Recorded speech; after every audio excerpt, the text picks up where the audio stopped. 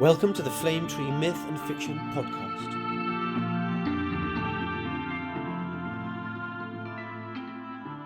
I'm going to be honest here, I've just narrated a story and it was quite a tricky one, so bear with me if my voice sounds a bit tired. So in this week's episode we're going to be talking about two stories which examine transformation. Transformation lies at the heart of storytelling. Sometimes this is purely mental or in a character developmental sense, but today's stories examine transformation in its more literal meaning, the physical. We're talking skin to fur and claw to nail, humans who have been forced to succumb to the beast within. Now, the first story in this episode was written by Kate Wilmot for our Moonfalling anthology, which you may be familiar with already from our earlier episode Under the Same Moon, where we featured another story from this collection, Shattered Moon, Hungry Sea by Elu Carroll. Now, although Kate Wilmot's story battles the same lunar pull as that one, her story The Stag is altogether more brutal. I feel like I'm going to give you a little task for when you listen to this one. Which tale of Ovid's Metamorphoses do you think parallels this modern story?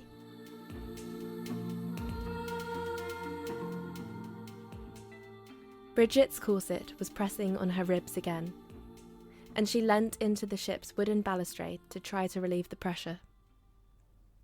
"You should stay out of the sun, my dear." Edwin's voice was right behind her, his hand resting heavily on her back, pulling her away from the spray of salt water. The cabin he settled her into was just as dark as she had left it, the stale air stifling in the heat. "We've only a day left." He gave her a smile that didn't quite touch his eyes. "Soon we'll be home." Edwin's hair had been ruffled by the breeze, making him look even more like a statue that had broken free of its marble. Bridget knew she was the envy of the small town they had left behind, the heroine of the fairy tale who was swept away to greater places by a fair prince. At the joy of her friends and family, she didn't dare explore the hollow ache she felt as she walked away with the prize she hadn't wanted to win. She should be grateful. For now, at least, he seemed content to play the doting husband. "I'll send someone to bring you some wine." He crossed the cabin in 3 strides, but paused in the doorway. Looking back at her, his eyes lingered on her tightly pinned hair and delicate silk shoes just visible under the thick folds of her dress. His eyes crinkled in satisfaction before he closed the door with a gentle click. The heavy furniture and panels crowded in around her, the dark wood intricately carved with climbing flowers. Her own tapestry sat conspicuously among the other trappings. It was one of the few things that she had been allowed to bring with her. Edwin had been impressed it was her own work, and he knew it was good to have a display of your wife's talents, even if he didn't practically care for the subject. Bridget ran her fingers over the vibrant green and blue stitches that she had laboured over for years. Each dog was unique in its markings, their rough fur picked out in minute detail. The stag's noble antlers stretched high above the trees, far larger than they could ever be in life, their points ending in gleaming silver.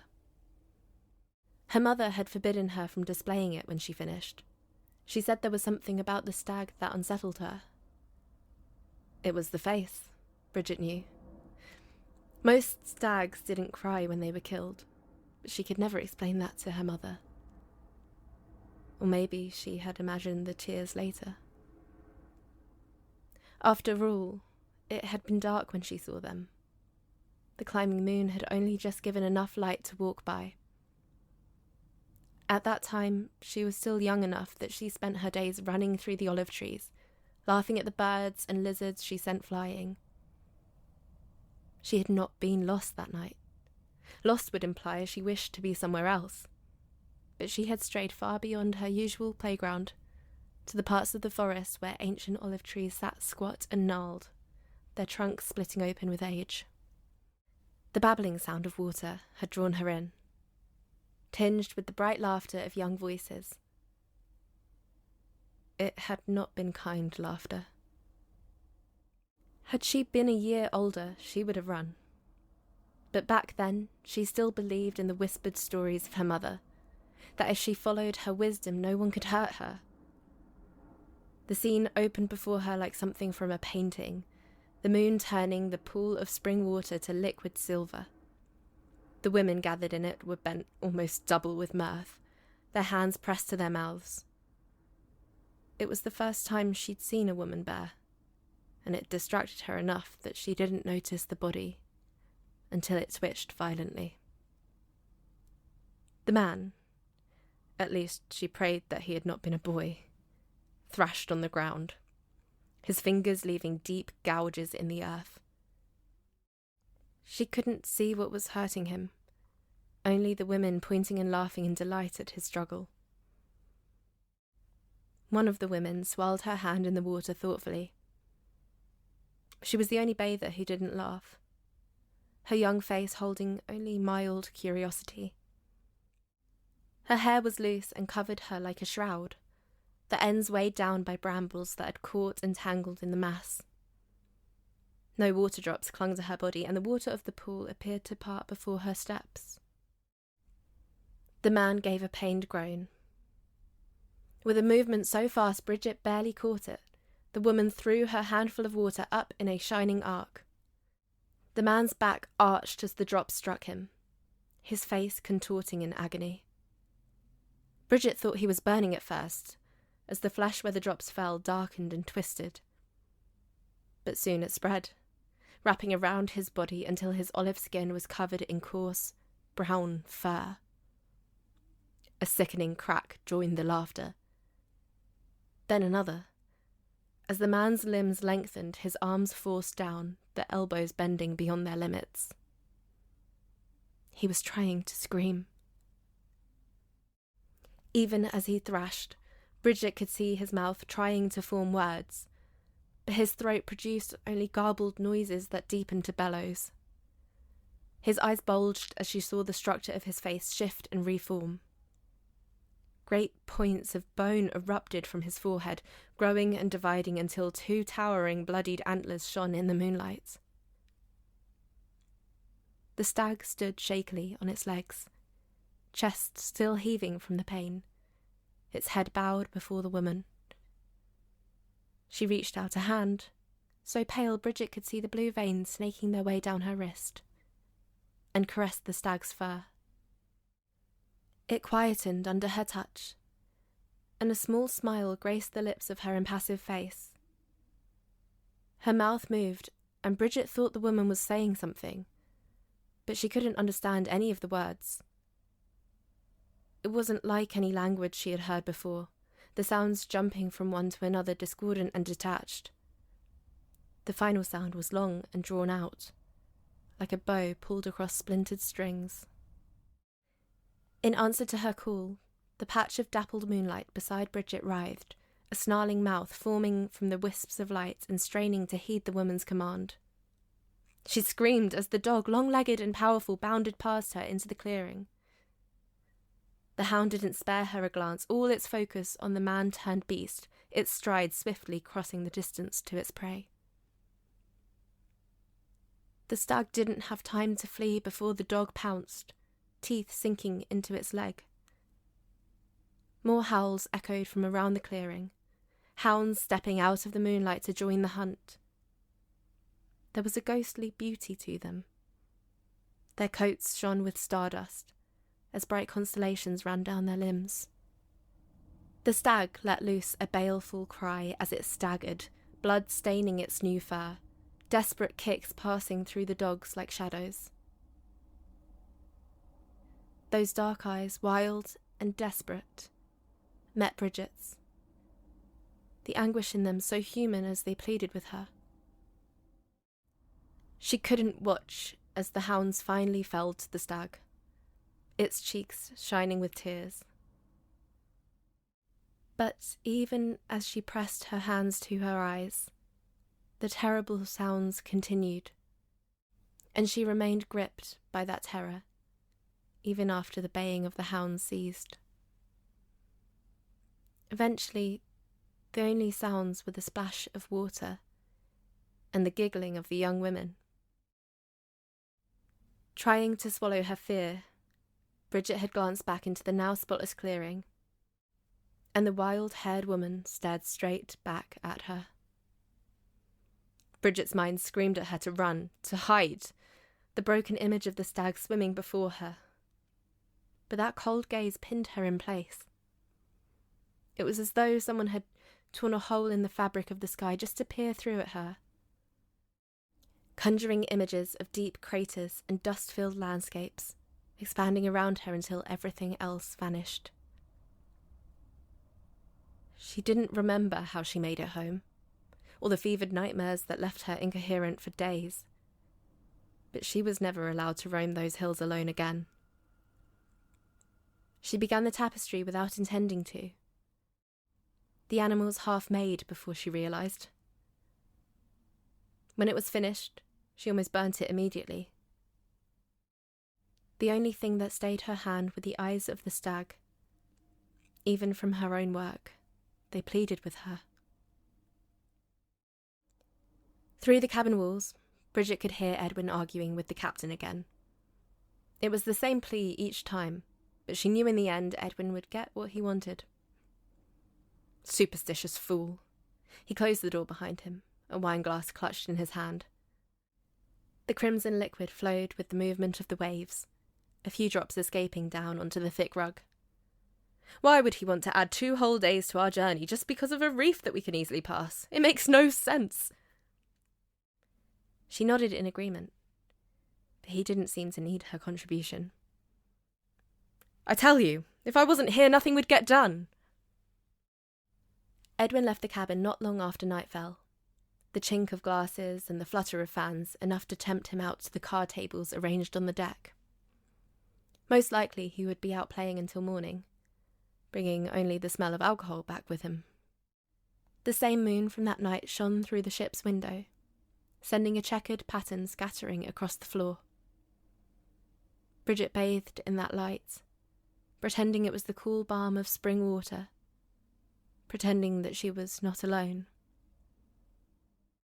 It was a cruel thing to wish that on a man that had never done her true harm. But still, the image of Edwin's eyes, turning panicked and inhuman, followed her into sleep.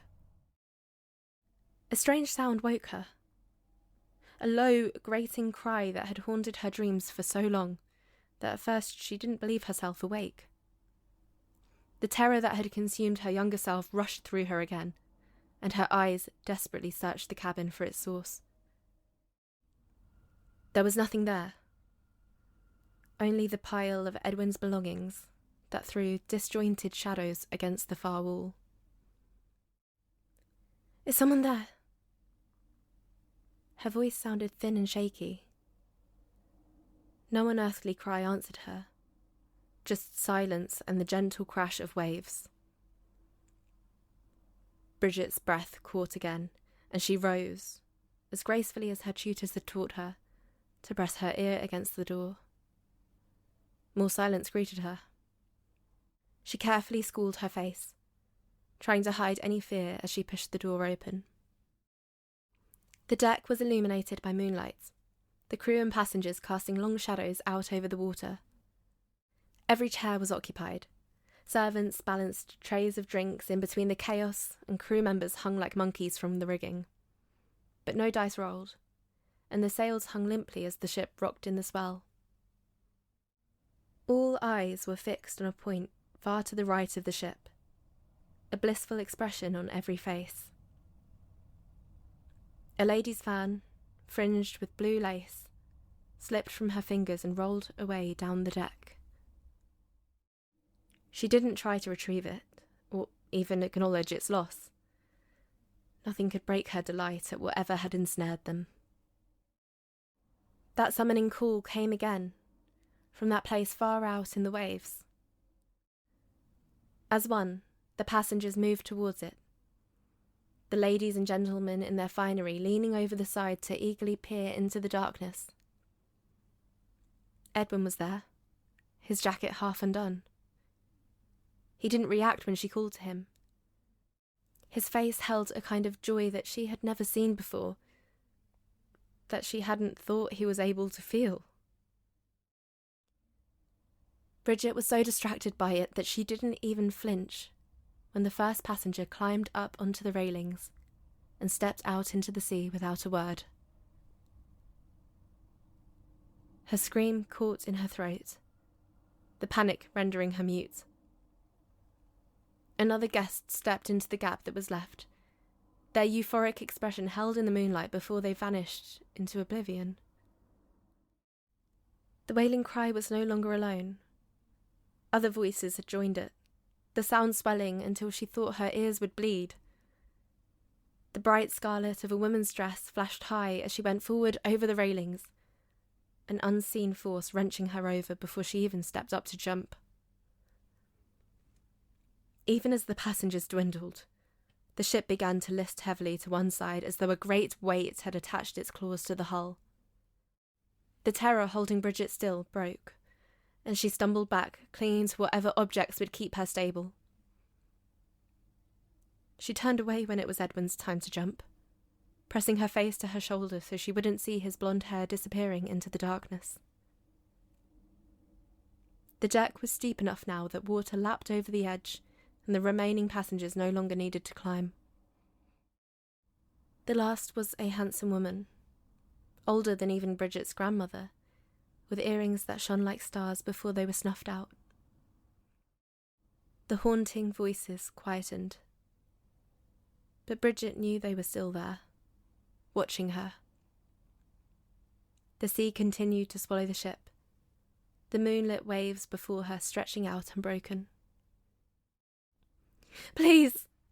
Her voice broke on a sob. "Please!"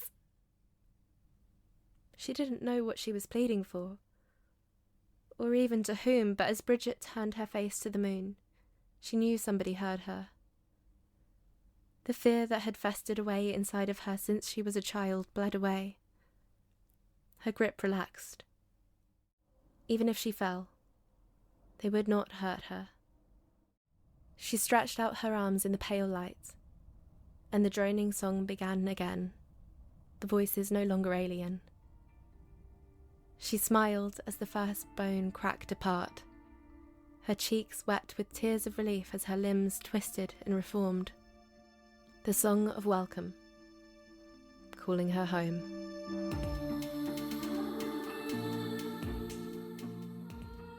Did you guess which of Ovid's myths inspired this story? Diana and Actaeon. If you don't know it, in summary, it's an ancient tale of chastity and vengeful punishment. But Kate Wilmot does something spectacular with her story. She takes a tale already bursting with gore, depth and extreme emotion and amplifies it.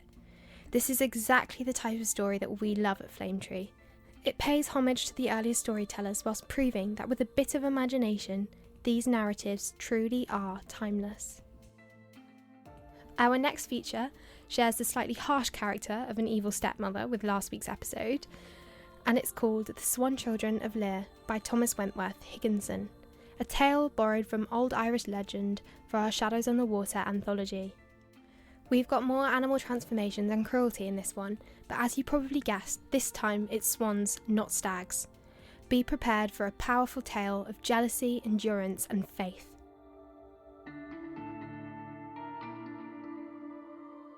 The Swan Children of Lear by Thomas Wentworth Higginson, from Old Irish Legend. King Lear of Erin had 4 young children, who were cared for tenderly at first by their stepmother, the new queen. But there came a time when she grew jealous of the love their father bore them, and resolved that she would endure it no longer. Sometimes there was murder in her heart, but she could not bear the thought of that wickedness, and she resolved at last to choose another way to rid herself of them. One day she took them to drive in her chariot, Finola, who was 8 years old, with her 3 younger brothers, Fiacre, and little Con, still a baby. They were beautiful children, the legend says, with skins white and soft as swan's feathers, and with large blue eyes and very sweet voices. Reaching a lake, she told them that they might bathe in the clear water. But so soon as they were in it, she struck them with a fairy wand, for she was of the race of druids who had magical power, and she turned them into 4 beautiful snow-white swans. But they still had human voices, and Finola said to her, "This wicked deed of thine shall be punished, for the doom that awaits thee will surely be worse than ours." Then Finola asked, "How long shall we be in the shape of swans?" "For 300 years," said the woman, "on smooth Lake Davra, then 300 years on the Sea of Moyle, this being the sea between Ireland and Scotland, and then 300 years at Inish Glora, in the Great Western Sea. This was a rocky island in the Atlantic. Until the Tailken, St. Patrick, shall come to Ireland and bring the Christian faith, and until you hear the Christian bell, you shall not be freed. Neither your power nor mine can now bring you back to human shape. But you shall keep your human reason and your Gaelic speech, and you shall sing music so sweet that all who hear it shall gladly listen." She left them, and ere long their father, King Lear, came to the shore and heard their singing. He asked how they came to have human voices. "We are thy 4 children," said Finola, "changed into swans by our stepmother's jealousy." "Then come and live with me," said her sorrowing father. "We are not permitted to leave the lake," she said, "or live with our people any more. But we are allowed to dwell together and to keep our reason and our speech, and to sing sweet music to you." Then they sang, and the king and all his followers were at first amazed, and then lulled to sleep. Then King Lear returned, and met the cruel stepmother at her father's palace. When her father, King Bove, was told what she had done, he was hot with anger. "This wicked deed," he said, "shall bring severer punishment on thee than on the innocent children, for their suffering shall end, but thine never shall." Then King Bove asked her what form of existence would be most terrible to her.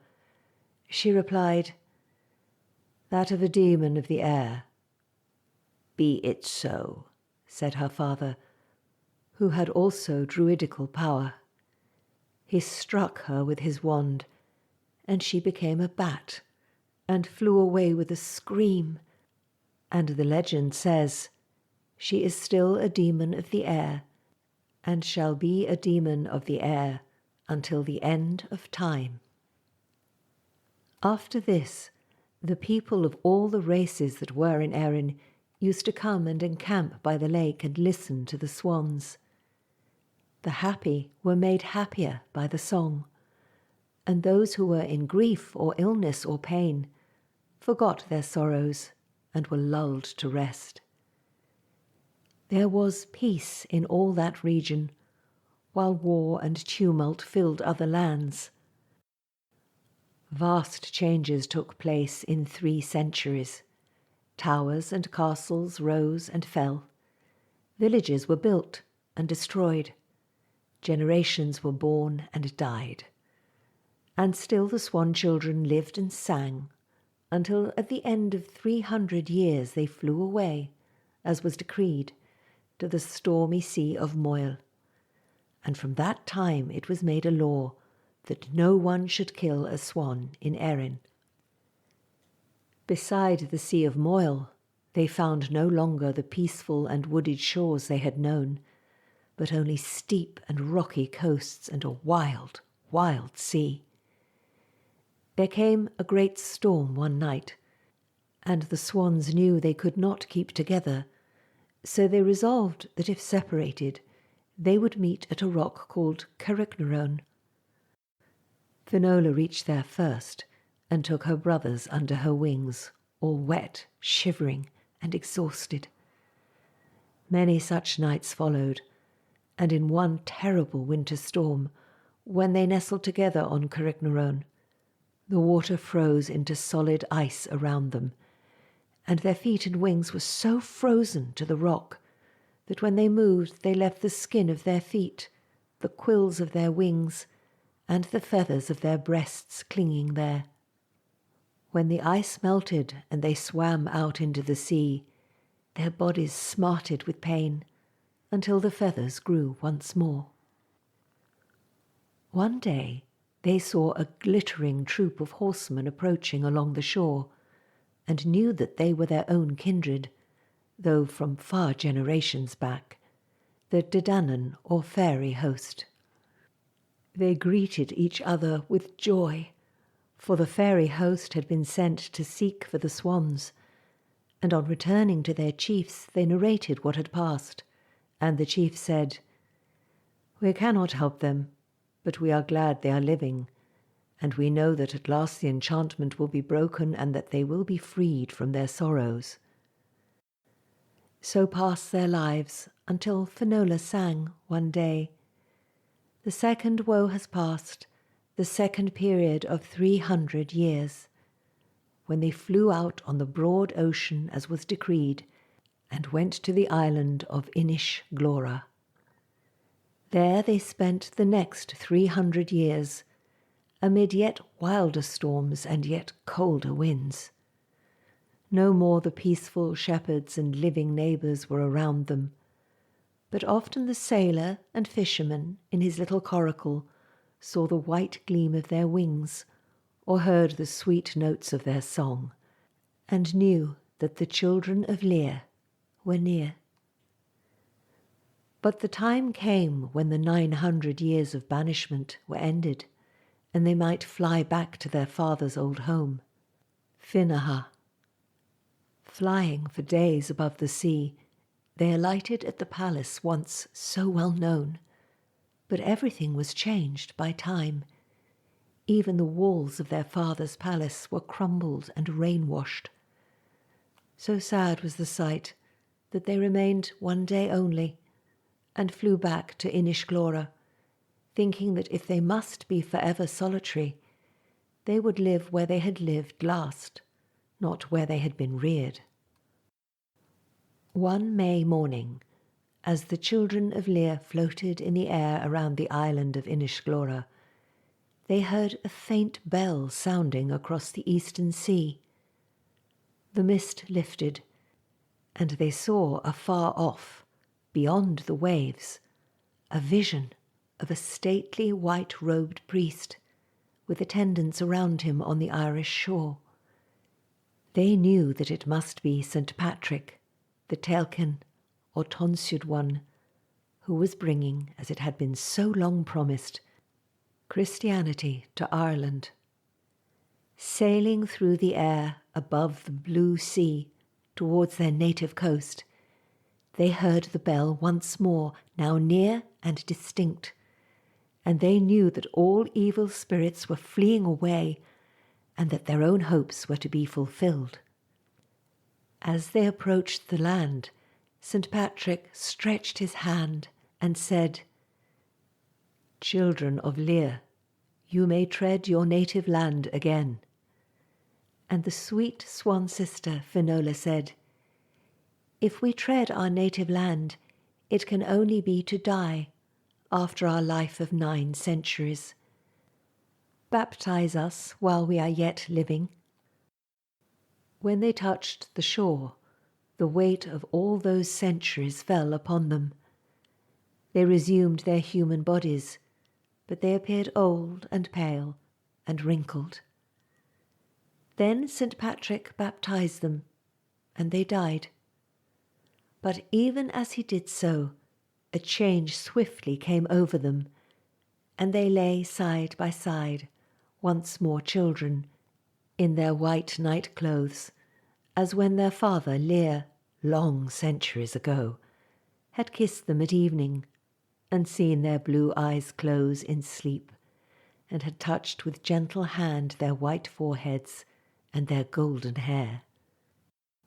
Their time of sorrow was ended, and their last swan song was sung. But the cruel stepmother seems yet to survive in her bat-like shape, and a single glance at her weird and malicious little face will lead us to doubt whether she has yet fully atoned for her sin.